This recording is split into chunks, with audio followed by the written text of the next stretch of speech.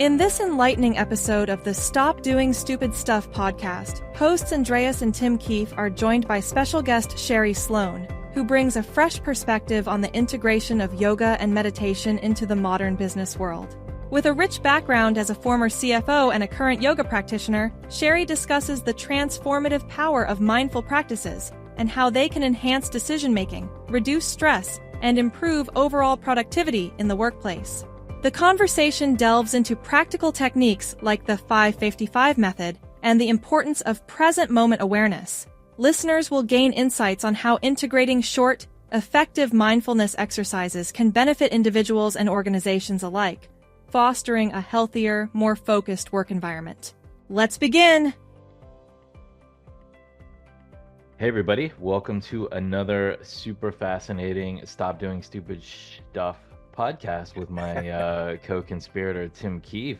And Tim, this is something that we have a little bit of this in the book, but I don't think we have like an expert analysis on like a Q&A, and that's who our guest is today. So I'm gonna throw it over to you to give a good introduction. Sure. Well, I'm incredibly honored and pleased to have someone I've known for 20 years now. Actually, I was just thinking about that before the call, Sherie, that we first met each other 20 years ago in a conference room in Manila, surrounded by some very interesting people who we won't need to mention any names. But Sherie and I have known each other for 20 years. And the reason I asked Sherie to come here today was really about something that she's now into more in the latter part of her career, in that Sherie has become and has grown her own practice in the world of yoga and meditation. And somebody might say, well, you guys, what are you knuckleheads talking about that stuff for? Because you're all about business and optimizing business. Well, as we talk about the human being, the people that are in our businesses and ourselves, I think there's a lot we can learn from some of the skills that Sherie is now teaching. And that's why I wanted to bring her on and talk a little bit about what some of those skills might be and how do we take advantage of them. So with that, let me kick this over to a person who I've worked with for 20 years, was a former CFO for a company I had, is an extraordinarily skilled business person in the area of finance. But that's not why we're here with her today. This is here with Sherie Sloane, what would be our yogi for the day. Namaste, and welcome to the SDSS podcast. Good morning, Tim, Andreas. Thanks for the very spot on and thoughtful introduction. Well, it's, as you and I have talked over the years, and I've always been one of these people that goes, I need to start a yoga practice. And now that the pieces are starting to fall off, I should have done that 20 years ago, and I may be past the point of no return. But in your work, both, as an instructor and your reflection back onto some of your business experience, what would you say that are some of the key things that where the practice, the skills that you teach now would have been really helpful? I would say as you go through your daily routines in work, it's often easy to be swept away by the doing and the going, but just taking few short minutes or just taking those little breaks are very helpful in bringing you back to the present moment, to clear your mind, to calm down any anxiety. And it doesn't have to be this long meditation practice of sitting for a half an hour or a whole hour. I love teaching this practical way of doing the 5, 5, or 5. It's either repeating 5 mantras or breathing 5 deep breaths, or just doing something repeatedly every 5 minutes, whether it's taking an inhale. As soon as you remember, this is my little break, then I'm just gonna take 1 full breath in and then a long exhale out. Just that one breath. Sometimes it's the pause, the time between 2 breaths is just what we need to bring us into that calm space.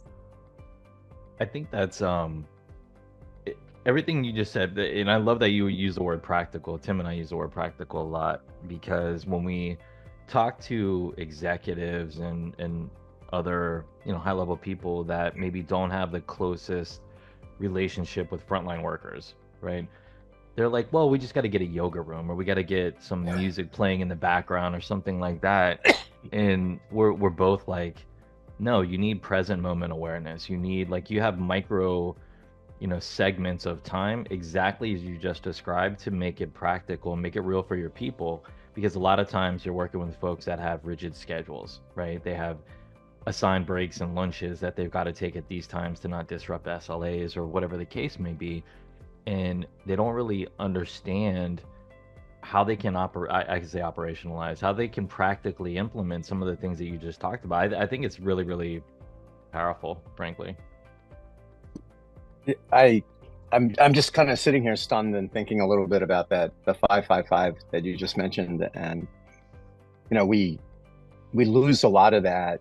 And I think it's really funny you brought up the yoga room, because I remember in the .com rage, and then again, more recently, as companies were competing for resources, it was the climbing wall, the foosball table, the beanbag chairs, and inevitably the yoga room that never got used, right? It became a storage room pretty quickly in most places, because that's not what it's all about. Sherie, so thinking about like and trying to think about from a practical, right? Like, what's practical? And we take this world that we live in right now where many people don't come to the office, or when they do come to the office, it's in a very different way than existed before, 2020. And so, like in our organization, right now we're 100% virtual, and I anticipate that we will continue to be that way for the duration. How would we introduce something like this? Is it, do I bring in somebody like yourself and say, hey, we're going to do 20 minutes a week of thoughtfulness? Or because is it not different for every person? Like, I know I always hate to paint a brush, right, and say this is the solution for everybody, because I just don't think that's the case. But I think in my case, it's probably best to just hit me in the head with a baseball bat if you want to refocus my attention. But whereas Andreas is a very thoughtful guy, and he doesn't need that. That is one option, to bring in a guide or an expert to help in an organization where most employees are remote, which is almost every organization now. And if I can dial back to what Andreas said about those lunch breaks, I call those lunch breaks and coffee breaks golden moments, because even those few minutes of preparing yourself a cup of tea or coffee when you're in a break room, or even at home when you're working remote, you can take that as a sensory mindful practice that won't take too long. Like, if you're making the coffee, try to savor the smell and the taste, the feeling of making it. That's why routines like preparing those matcha tea in the Asian tradition is very calming and celebrated, because it really invites the person or the one doing it to be mindful, to be present at the moment you're pouring the tea or steeping it. And I call it like a break from the multitasking syndrome. So you just do one thing at a time. Oftentimes the busyness is celebrated, but when you're really focused on one thing, the gift will be, you'll be able to be more productive on the other things that's lined up for you. So, yeah. And then another thing is not just to take someone as a guide.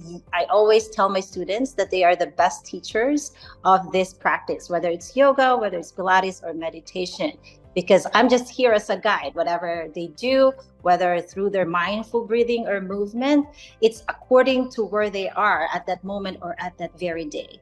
The beauty of this practice is that it will meet you where you are at the moment, whether you're in your peak state of health or wellness, or whether you're dealing with any of those contraindications, aches and pains in here. There's always some ways where you can integrate these practices. So, Sherie, let me say something back and make sure I'm thinking about this the right way. And Tim, this kind of goes back to our core principles, and again in the book, right? If you think about what Sherie just said, and again, Sherie, if I'm off on this, feel free to jump in. Usually it's Tim jumping in saying, hey, you're an idiot, don't say that. But feel free to go for that right now. But if you think about what Sherie just said, it's empowering the people to own their own kind of destiny, right? It's the autonomy that are given to the employees to say, this is your moment. Where are you at in the process? How do you need to adapt to hit that nirvana moment? And it may sound cliche saying that, but that meditation moment that is really going to help with your interior insula and have clarity in decision making, reduce anxiety. And everybody, to your point, Tim, is going to be different. But think about what we talk about and what we advise executives on giving autonomy, giving empowerment to employees at all levels of the organization, frontline Right. up. And I think the receptiveness to the employees to adopt that practice is much higher. Because the other thing too, like you were saying, everybody likes to throw like physical objects at a problem, like a foosball table. I always use this one with my clients. You can't just throw a foosball table in a lunchroom and everything is, you know, sunshine and rainbows. That's not reality. You have to, how do you make it avail for the employees to use so you get the product of joy and happiness of them playing with it and forgetting about work for a second, being focused on something, and then coming back and being productive. And so what Sherie, I'm going to wrap it around so I don't get too too far off the talk track. But what Sherie just said, like that empowers autonomy and independent thinking and logic for the individual, which I think a lot of businesses are in need of right now. So Sherie, was any of that off? Probably No, all I of it. agree. That was very well said, Andreas. I like how you capped it off. So, Awesome. you know, a couple of thoughts, and you know, one is this concept of, you know, meditation, or even just taking a moment like you described, like that. I used to joke about when I was traveling a lot, that moment of I'd check into a hotel, the first thing I would do is break out the business shirts I would wear over the next couple of days and iron them. That was like my grounding moment, because it's that you got to pay attention, blah, blah, blah. But it's also this concept of, and you know, Andreas, you and I talk about this sometimes, like it's that when you're out running or you're doing something where you have this opportunity to free your subconscious a little bit to gnaw away at a problem, rather than that active part. I got to solve this problem. And sometimes you're better off just going, you know what? I need to go do something completely different and let my intellect actually work on this problem in maybe a different way than what I've thought about. And I know you've told me in the past, and I think I've had it as well, is that's where more often than not you get that breakthrough thinking, or you go, oh my God, like I never thought of it that way, right? But if you're active at it, you're just going to kind of like bang your head against the same spot on the brick wall over and over again. Yeah, so. But it goes back to your point though. Everyone's different. So the same example about you ironing your shirts, that's me like folding laundry at home. That's me, believe it or not, everybody will probably laugh. That's me driving. Like I'm in a zone when I I've seen you drive, so yes, I would agree. Well, like we've 100%. taken calls when I'm driving, so I don't have time to mute myself. So it's 90% explicitives used. But when I'm my vision anyways, it's not my comments, but my vision is I can see all the patterns and trends in the traffic. I can see people slowing and how they're creating, you know, what we call snake traffic that's going to back traffic up and have a higher likelihood for a low speed accident that's going to have police dispatched, and that's going to, you know, tie up resources. Like I see all this. I probably sound crazy saying it, but I see all of it very clearly, but it's not stressful the way that I see it. And so like Tim said, also when I'm running, now here's my other admitted point though. So I only bring my Apple Watch when I'm running, right? So I get my time and heart rate and all of that, but I don't have anything to record my thoughts. So I have to remember and repeat it until I get home so I can jump into my Google Keep and put it in there so I don't forget it. But the whole point is everybody's different.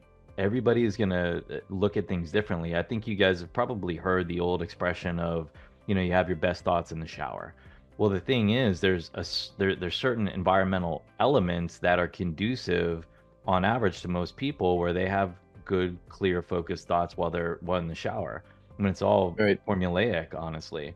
And so if you I'm an enthusiast on kind of organizational behavioral psychology and what are the things that motivate people the most, and then that way you have better adoption, and then you have less one-offs that you can go, you know, focus more time and effort on that need it, right, to enable them and empower them to be able to make better decisions and navigate their own path, so they have that feeling of autonomy, and it's reciprocated in, frankly, in productivity, mostly if you're a business. And so, Sherie, thinking about kind of what Tim and I were riffing on, of course, we like dominated this. If you go back and look at the amount of time we talked, it's probably like 90% of the time. But Sherie, I think you brought up a good point about the 5-5. What are some other kind of practical tips within like a workplace or an organization or things that are just kind of busy? What are some kind of practical advice or tips that people can take away and say, I got to start thinking about it like this? Like, even if you're a manager who's interrupting one of your employees' breaks because they're trying to get in their meditative state, right? What are some of the advice to managers on how to be preventative of that and enable their employees to have that true disconnect and that kind of resiliency and focused meditation period during the workday? That's a very good question, Andreas. I would say just like how managers would schedule meetings or anything else work related is to schedule a dedicated time. It doesn't have to be long, like I said, but just like set a specific time during the day where for beginners, they can start with simple techniques like focused breathing, or so many apps out there now, or even YouTube, that they can play guided meditation or guided mindfulness for a specific situation they're dealing with. Those are too handy. I would say to go or calm on the go techniques or options that they can do. But the key is to really be consistent with any practice, even if it's just a few minutes a day. Whatever you choose, you stick with it, just like with anything. And then as you get more comfortable, then you can grow these practices into longer periods of time, or maybe dive deep into these practices. But if I can go back to what you and Tim, you both brought up, like key benefits that this meditation and mindfulness really gives, is that better decision making, like Tim was mentioning. But with all the years that I've been into these practices, I dove deep in researches. And one of that is, like you said, you're more into that realm, is that neuroplasticity, this meditation promotes that brain's ability to reorganize itself by forming these new connections within our neural system. Yeah. That's what they say. Even like on simple things, whether you're driving and then like running, those are, I would say, like subtle benefits that you don't think. I love that you mentioned that you're just running with your watch and nothing else. You're not distracted with music. And those are given and benefits that you can always reap when you're taking mindful choices. Yeah, and I think in the modern world, this is really even more true, I guess, and I'm going to date myself. But, you think about, especially nowadays, I mean, I think I start breaking out in hives if I put my phone down for more than 30 seconds. And yet, it wasn't that long ago, to your point, the idea of even having music, on a run was not an option. You just went out for a run and you dealt with the environment that you were around. And, hopefully if you weren't running you were running in a place where you could get into that Zen state, so to speak. But I think from a business perspective, and it goes back to, our stop doing stupid stuff methodology, I think stupid stuff is booking your teams back to back to back all day long where there's no time to breathe or think. And this is a real risk in virtual, right? Because you saw it during the pandemic. Oh my God, it was like, an explosion of meetings that in many cases didn't need to happen. And in many cases, you just had people just they were fried at the end of the day, even though they hadn't commuted, that, they were just like, dressed from the waist up, sitting in front of a monitor. And you're like, oh my God, this is just exhausting. So how do we help people with that and recognize that it's not just I want my people to feel better and be happier, but there's also a business benefit to it. People think better. They're more productive. They're more focused on or being more problem solving, which again is the real value that the human brain brings to what they're doing. I think this is like something that gets lost. I know we're seeing a lot of evolution of the employee well-being, employee experience, and we see that as well. We're bringing a product to the marketplace where we see this as really critical. One of the things that the clients that we're talking to that are implementing these employee experience or employee engagement or employee well-being tools are asking us is, how do we make the right recommendations to an individual to help them become more engaged, but not just engaged in work, but to be a better, well-balanced person around work and home? Because when work and home are in balance, people are happier and they do a better job. I know that sounds really like it's all about getting the job done, but it's reality. Sorry, Sherie, I didn't mean to cut you off. No, I totally agree with what you just said. And then for my answer for that would be those moments where I would give you an actual example when one of the top counseling organizations here in the Chicagoland suburbs, every couple months I go to their office to guide them a 45-minute to an hour. And this is either guided mindfulness or guided breathing. And then we always ended up with a sound vibrational healing where I play different sounds so the employees will be able to calm down their minds, their bodies, and they feel refreshed. And if you look back to what this organization is investing, it's just 45 minutes to an hour, but they always report to me that the productivity and the moods of the people, that energy within the organization always improve tenfold every time we do that. So I think it's just a mindful approach for both the leaders in the organization and the employees, the team members themselves, to come together to say, if we're going to do this, we're going to do this together. So there's that openness, and it brings us back to that self-awareness practice.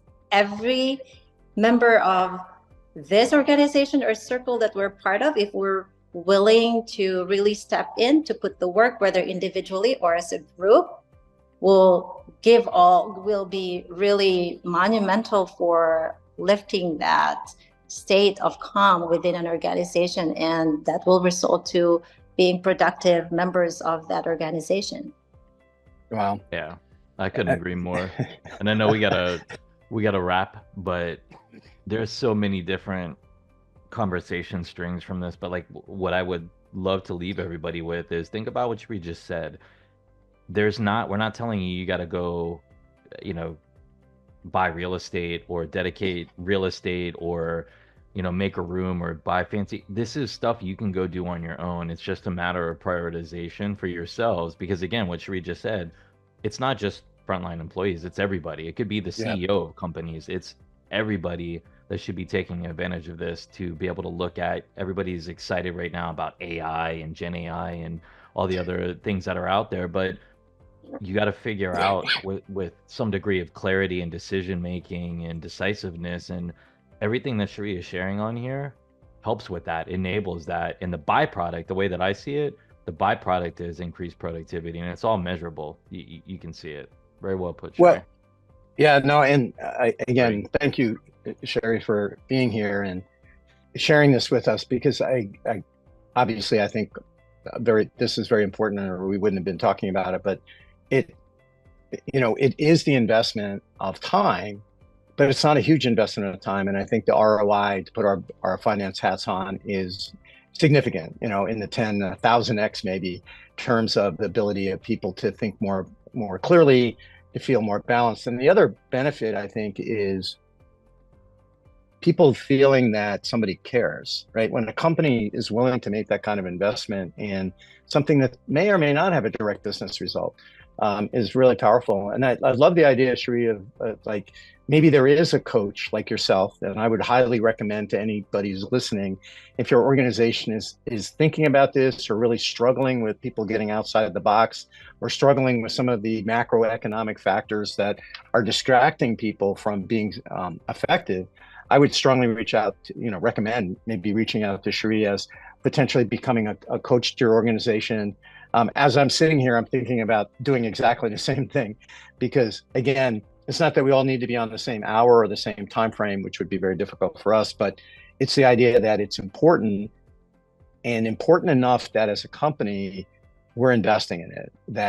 That balance of time, that half an hour a day, whatever the right thing is, whether it's, yoga movements in your home office, or taking a time during the day to ring a bell and say, okay, for the next 20 minutes, stop. And whatever that place to stop is going to help everybody in the end, right? It's going to let you shed your emotion, your frustration, the fact that somebody ate opened up your lunch in the refrigerator, whatever it is that's got you frustrated, give you 5 minutes, 3 minutes to let go of that. And it does work. I mean, I'm not as good at it, as consistent as I would like to be, but when I do it, it does work. So I think Sherie, I think Tim should do a meditation right now. Like, let's just have him 100 deep breaths, and me and Sherie will wrap it up. I'm kidding. Please do. Sherie, how would you like to? Go ahead, Nan. Yeah, I agree with what you just said, because integrating that meditation practice in your daily routine, like you just mentioned, I love hearing that, like squeezing in little stretches, little yoga moves, whether you're seated or standing, those are really helpful. And at the bottom line of it is, once as an organization or a leader or a member of a team, once you dedicate time and invest that space and time for your members to experience that positive changes and improve their quality of life, once you're able to contribute in the improvement of that quality of life, then you improve the organization as a whole. And I love that your intention is, it doesn't matter whether it's going to be measurable in numbers or not, but once you take care of the people, which is the most important asset of a company and an organization, then you really invest as a whole for the success of that company or organization. Wow. What a great way to wrap it up. And Sherie, thank you so much for your time, sharing it with a couple of knuckleheads like us. And we really, really appreciate what you're bringing forward. And to our listeners out there, I strongly recommend thinking about this for your organization, or bringing it forward in your organization, or just practicing it yourself. Like Sherie said, there are a ton of tools out there. And if you would like to talk to Sherie, she's on LinkedIn, and we'll make sure we share contact information with you as we publish the podcast. But again, I can't thank you enough, Sherie, for being here, for sharing these thoughts with us, and namaste. Namaste. Thank you, Tim. Thank you, Andreas.